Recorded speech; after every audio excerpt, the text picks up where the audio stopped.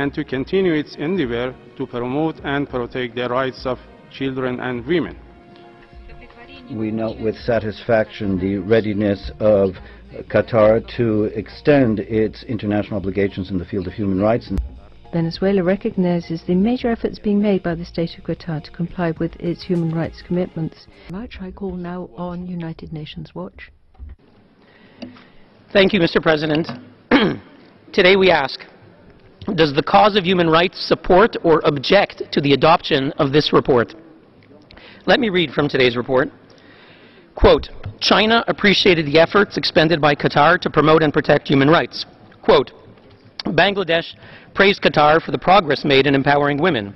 Quote, Iran commended Qatar on its integrated social development and for improving the situation of women. Quote, Sudan applauded the steps taken by Qatar. Quote, Turkey commended the progress achieved by Qatar in human rights. Now, Mr. President, no less than 78 out of the 84 country statements in this report offer praise for the human rights record of Qatar. That's over 90%. The truth, Mr. President, is the opposite. Let us be clear. The truth is that the 1.4 million migrant workers in Qatar object to this report because they're dying at the rate of one a day from the inhuman conditions. At the current rate, more than 4,000 migrant workers will die to build the infrastructure for Qatar's 2022 World Cup. The truth is that the women of Qatar object to this report because they are denied basic rights to equality, for example, denied the right to sit on the Shura Legislative Council. Mr. President, the truth is that journalists and aid workers who are currently abducted by the ISIS terrorist group and face beheading object to this report.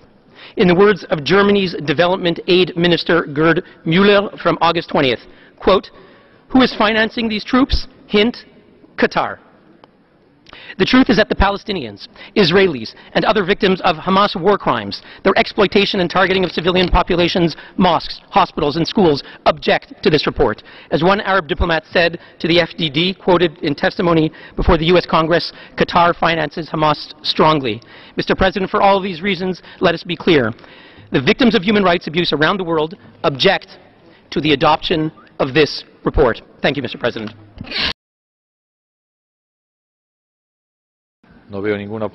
I see no objection.